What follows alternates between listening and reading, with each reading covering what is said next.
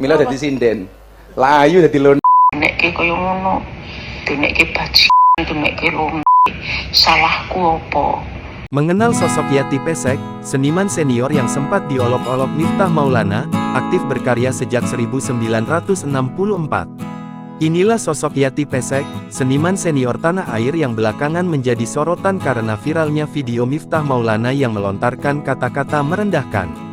Belakangan ini, Miftah Maulana menjadi sorotan publik karena polemiknya dalam memperlakukan orang lain yang dinilai merendahkan dan menghina.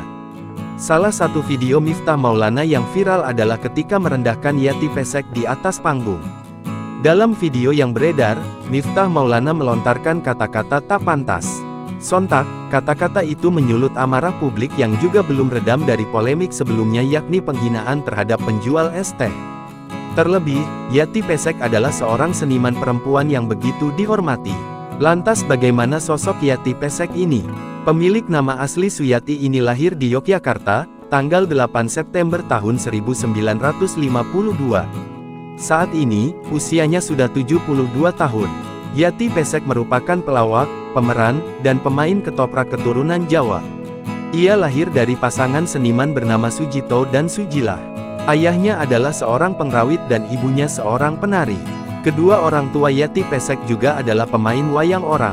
Bakat seni kedua orang tuanya pun menurun pada Yati Pesek. Yati mulai belajar menari dari sang ibu dan belajar secara privat pada R.M. Djoko Daulat, guru tari dari Konservatori Karawitan Surakarta. Selain itu, Yati Pesek juga belajar menari kepada seorang guru tari di Yogyakarta bernama Basuki Kuswaraga.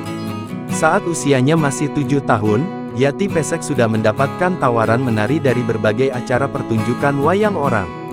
Yati sempat mengenyam pendidikan formal hingga tingkat sekolah dasar. Sejak 1964, Yati Pesek bergabung dengan komunitas wayang orang Jati Mulia dari Kebumen. Ia pun beberapa kali bergabung dengan berbagai kelompok ketoprak seperti Ketoprak Muda Rahayu dan Ketoprak Siswa Budaya hingga tahun 1969. Nama Yati Pesek lantas semakin dikenal ketika tampil bersama Marowot dan Daryadi dalam acara Trio Jenaka KR.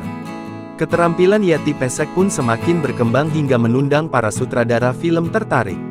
Salah satu sutradara yang merekrut Yati Pesek adalah Arifin C.